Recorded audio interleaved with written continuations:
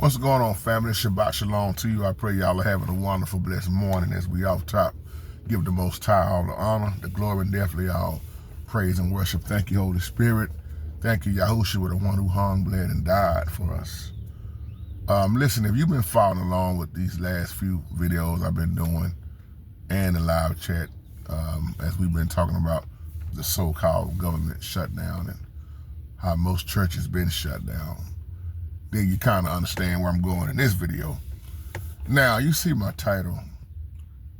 In Christianity, they teach you how to stay broke. Now, before a lot of Christians get mad, just hear me out. I'm not talking about all Christians.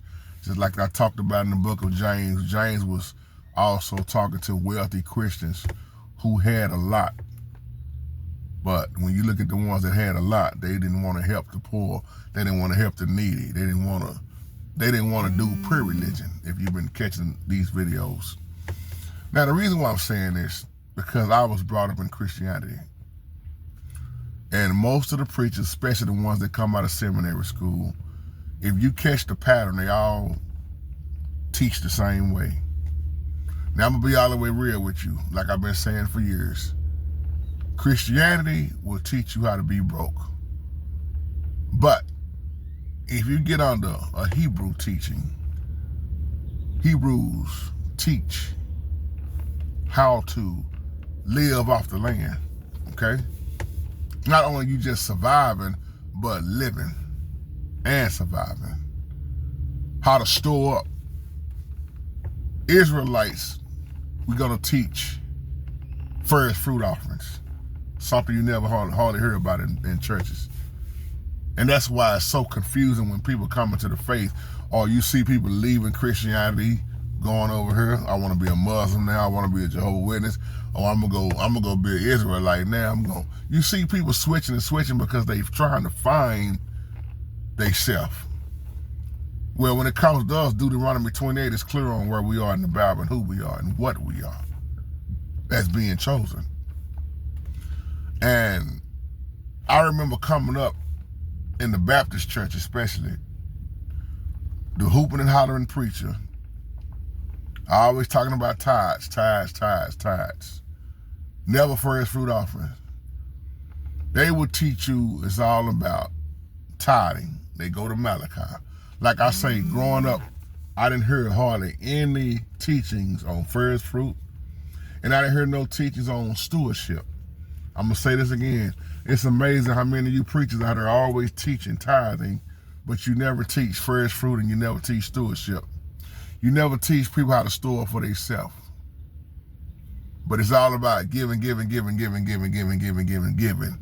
Never about taking care of your own home, storing up, growing, learn how to grow your own food, learn how to live off the land. That's because most of the Christians, and I hate to say it like this, but especially the single moms, not all of them, depend on the government. That's why I keep talking about this stuff so much and been talking about it for years, because we've been taught and brainwashed that we supposed to be, it's all about the government. The government have been taking over a lot of homes and churches. And that's why when you have these so-called shutdowns, most people live in fear because they've been so used to putting their trust, not in the Most High, but in the government. Now, don't get me wrong. The Most High is the one that allows people in position. We know that from studying. The Most High uses the government. We know that from studying. But I'm saying when you're not taught the right way, you're going to continue to be broke and live paycheck to paycheck. You're not going to really try to learn and store for yourself. And again, I'm not talking about everybody, but the majority of these churches are teaching you how to stay broke. How do we know? Just look at your prosperity gospel. You ever thought for 1 second why they teach you to stay broke, but the prosperity preachers are always wealthy? Why is it so many prosperity preachers got all the real estate, they got the private jets, they got money on top of money, they don't put their kids through college, children through college? Think about it. They promising you all these blessings once again if you do a faith seed offering. Sow a seed. I've been talking about this for a while now. They teaching you how to stay broke, but they not broke. Somebody better wake up when I'm talking, y'all.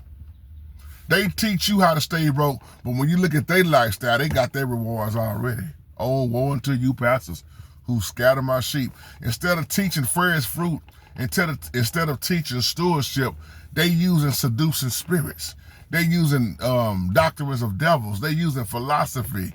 They know how to get at your emotions. They know how to get in your pocket. But tell me why first fruit office is not being taught. I got plenty of old videos, man. I've been talking about this for a long time, especially when you talk about first fruit offering and annual year tithing and when I say stuff like not tithing from your income or what was the tithes, who were the Levites? Why are you still teaching people that the old covenant is over and done with, but yet it's still you using Malachi to apply to Christians? But when you say giving from the heart, that's not good enough. If you telling people to be a cheerful giver and give from your heart, how they gonna give from their heart or be cheerful if you begging the mess out of them? Like what they putting in is not good enough. But when you stand up at offering time and people walking around, you want to hold up these envelopes and talking about everybody who's giving this, and I'm gonna start it out with 500. But you never stand up at offering time and quote about the widow woman with the 2 mites. See, that's brainwashing. The Bible to say that woman gave all she had. There are some people that's really struggling out here. And then there's people out here that's giving, and they giving with the wrong motive, the wrong heart, and they bragging about it. And then all this people putting what's the word I'm looking for? They putting on the price that you supposed to pay. But they won't tell you to give from your heart. There's something wrong with this. That's why I'm saying this. If you catch what I'm saying, they're teaching you and brainwashing you how to never, ever store up the right way, live off the land. So you can say what you want about a lot of our brothers out here, the Israelite brothers. But when you see our brothers out here with these farms, or you see them growing their own food, or they teaching you how to get out of debt and all this stuff that the church is not doing, you should question them. Why are they not doing this in these churches in the city? Because what you are looking at in this world is going to get worse.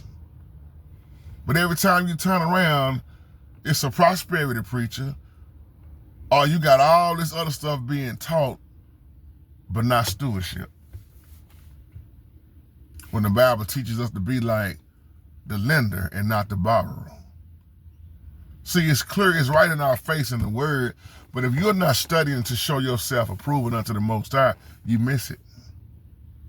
And if you're depending on the preacher to preach to you everything, and you don't know if the preacher is telling you right because you ain't studying from your own, you in bad shape. And I'm here to tell you, you got to wake up out of that. And I'm here to pray with you. I'm here to talk with you about any subject in the Bible, any topic. That's what I do on here. I'm not saying it to say I know it all. I'm not saying it to sound arrogant. I'm saying we are here to help each other. It's a reason why teachers were sent out here. Go back to the Bible and realize that you're going to always have new beginners in the faith, new people in the faith that need to be taught. But a lot of people are running to the wrong teachers. They run into philosophy. Again, they run into doctrines of devils. Again, they run into confusion. Even in my life, I reflect back over all the years, and I can tell you that it ain't been real teaching. It's been just hooping and hollering.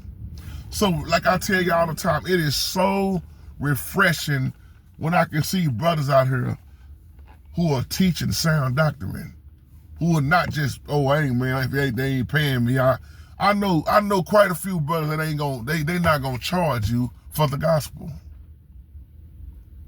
You got ministers out here that, I preach, but I'm gonna need at least $3,000. I'm gonna need at least $2,000. They keep putting a price on the gospel when Christ preached for free. Christ taught for free. Christ had a treasurer. Christ wasn't worried about no one location. I pray more and more people will wake up. When you really, really break down Christianity, if you studying. I'm to my Christians that's listening, that never want to study what I'm saying. If you ever break down Christianity and see where it comes from, why was it put in place? Why you have different types of Christianity? Y'all already know why I'm saying it. Have you ever just studied and understand why does it operate the way it operates? Why do you see some of the same thing from the Roman Catholic that you see in Christianity? Why? You got to start questioning yourself. Wake up, family. That's why the teachings are going to always be different. I've been saying this for years. If you put a Hebrew in one room, let me say it like this. If you put a Hebrew and a Christian in the same room and tell them to teach the Bible, it's going to be a whole lot of contradiction and confusion, because it's not going to line up. And then you got to realize, like I was just telling my brother Jay, you got the Hebrew brother who was very confused, that's leading others to destruction because they don't agree with the New Testament. They don't agree with Paul's teachings. I'm not saying all, but there are a lot of Israelite brothers who do not like Paul. I keep telling y'all that. And that's why when you have them in your family, or if they're trying to go with the word, they're going to always have a problem with Paul, the ones that do that, not all of them. They're going to always have a problem with what Paul taught. They're going to tell you they don't agree with the New Testament. They're going to say we only stick to the Torah. And then you got Israelite brothers versus Israelite brothers who are doing that. And they trying to correct the ones and tell them, hey, brother, you got to read the whole Bible. If you're going to cut out Paul, you might as well cut out the whole New Testament. And that's what they do a lot of time, because they don't agree with each other. And that's confusion all time, because then you got this Israelite brother wondering, well, why this Israelite brother right here don't believe in Paul's teaching? Or why this Israelite brother right here believes in polygamy or polygyny and this one don't? I don't agree with having more than one wife, but that brother do. It's confusion. And it make you go against each other, because you still got people trying to figure out what are they trying to jump off in, what religion. That's why I broke down again. Pre-religion is what the Most High said. The Most High did not design all this crap that you see. If you can show me your religion in the Bible, and I'm talking about show me Baptist in the Bible, show me Kojic in the Bible, show me AME in the Bible, show me Jehovah's Witness, show me CME, show me all this Presbyterian, show me all of this in the Bible. You can't show me, you know why? It's not there. We was brought up in it, but who started it? Who was the founder of it? See, I'm not trying to be a part of no organization that was founded by some man or some woman. All these movements, that's all we've been seeing for years is movements in the church, movements, civil rights movement, Black Lives Matter movement. Don't get me started, y'all. It's always a movement, but when we supposed to be moving and need to be moving in the direction we supposed to be moving in, what the Most High say, we block that out because we've been taught the worldly way. Not only in Christianity will it keep you broke, it will keep you lost. And many of our older generation was lost in Christianity. I'm so glad to see a lot of them that have woke up. That's why I love talking to my elders, when the younger generation and the older generation can sit in the same room and talk together about the flaws and the do's and don'ts and the lies about religion and tradition of man. It's a beautiful thing because we help each other. I need my old generation who are still here. They need us. But we can't find the balance. Even in the church building, the old folks don't want this, but the young people do. The old folks can't relate to this, but the young people can. You can't even find balance in the church building, but you want the building to grow. The older generation can't relate to a lot of this music and things and the new way, the new style of church that you see with all the lights and the performing. You heard what Mama Poke said in that video the other day. Mama Poke is 94 years old when she said, when I was coming up, we didn't have no music at church. We had old chairs and we leaned on the back of those chairs and make that chair hit the floor. That was our music beat. Or back then when they had washboards. Now we act like we can't have church without music. You gotta have a music. Some churches won't get started unless the organ players there, and half of them be late all the time. This is what you see in Christianity. We have turned our Savior into something he never was. Ask yourself this, Christians, as I close. If Christ didn't follow Christianity, nor taught it, why are you? Because you've been brainwashed. You've been taught the same thing. If Christ wasn't a Christian, why are you? See, most of y'all get mad when I say that because the Bible said they were called Christians at Antioch. Christ didn't give them that title. What did Christ call his followers? Thank you. It wasn't Christian. So why are you? I'm not knocking what you're doing. I'm just asking the question. Why are you Baptist? Why are you a Christian? Why are you a gay Christian? Why are you a lesbian Christian? Why are you a thug Christian? Why are you a drunk Christian? You see where I'm going with this? All the things I'm naming, my question is, can Christianity deliver you? If Christianity, have you been delivered yet? If you have been delivered, why are you still the same person? When the Bible say, any man made in Christ is a new creature, old things pass. See, it's more than just talking about teaching you how to stay broke while the prosperity preachers getting rich. Look at the Creflo Dollars and the Kenneth Copelands and the Benny Hinn.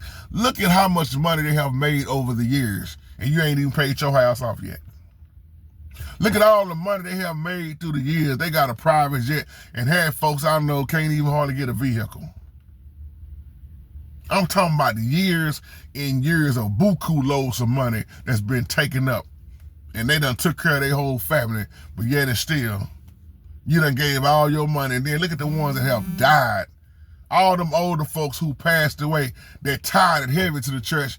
And I guarantee you, over half of them, they could have been really, really living a totally different lifestyle if they had to put that money in themselves instead of the Creflo Dollars and the Kenneth Copelands and the Benny Hinns and the ones that just always talking about sowing a seed. If God want me to have a private jet, why? What would have happened if they would have took that same money and invested their own and was taught stewardship, how to store up for themselves? They could have had land, property, land, real estate, buildings, real estate, property, stuff paid off. This is the reason why in our generation and in our race of people, most of us leave nothing to hand down to our children. When the Bible says a good man, oh man, when it talks about leaving an inheritance, you look after your children, your children's children, your name, your reputation. Man, most of us die and leave the world broke. We ain't leaving no will, we leaving some wants. We overwork ourselves and we wind up in the grave with nothing left behind for our children. When we could, what would have happened if all the money that's been taken up and gone to the prosperity preacher would have went into the community? And folks would have came together home from home like the early church and oh man, they done paid their house off. They done, let's come together and get some property. Let's buy this whole, oh man, that's 90 acres over there. What would happen if that would happen?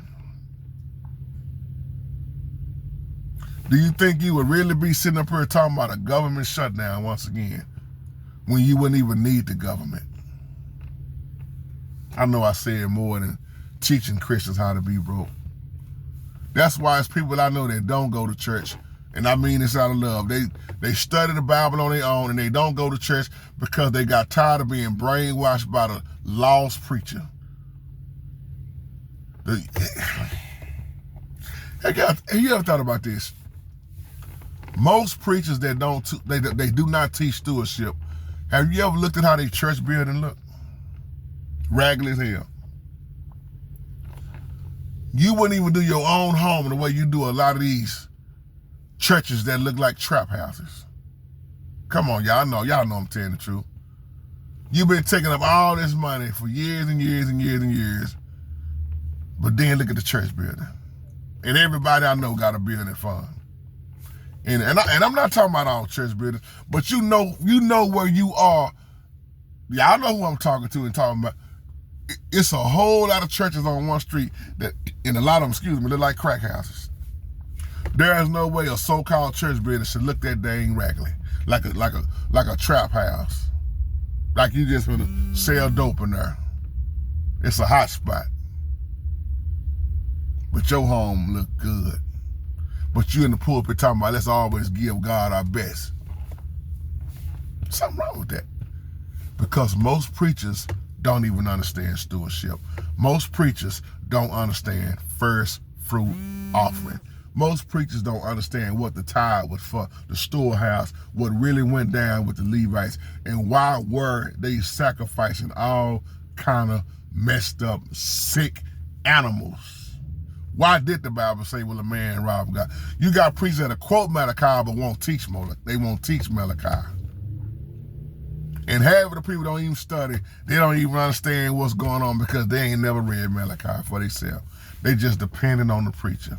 And them preachers know how to manipulate. They know how to take them scriptures and twist them and brainwash you, have you feeling guilty, and you done gave so much you ain't even took care of your own home.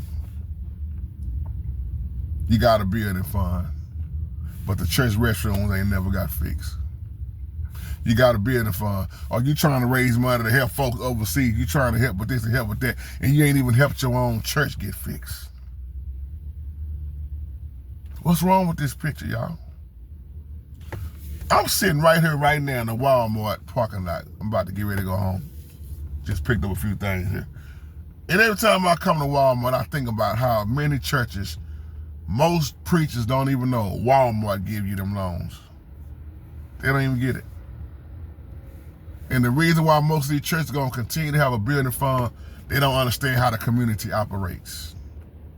How you be from the community but don't understand, you got to show paperwork. That's why when you see churches that's successful, they understand giving to the community. And I ain't talking about just, here you go with Thanksgiving this month.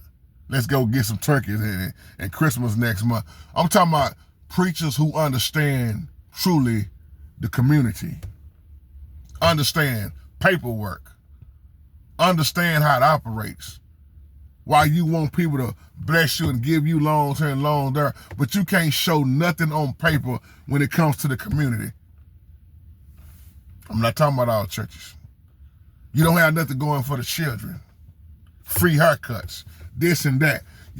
They don't mind blessing you when they can see, okay, this is what you doing. But what all can they see you doing? Where your money going? Hey, y'all got more money going out than coming in. Well, y'all in the red. Wow. No, we can't do that for y'all, Pastor. What kind? And then look at the churches that have been boarded up, or the bank done took over that church. And here it is, you've been paying tithes all this time. See, nobody want to talk about what's real. And why you see the struggling Christian with the struggling preachers and the struggling churches with the same struggling building funds and the same plans and the same vision that ain't never took off the ground, because the pastor done got his dreams mixed up with the vision and the vision. I'll leave you on that. Shalom.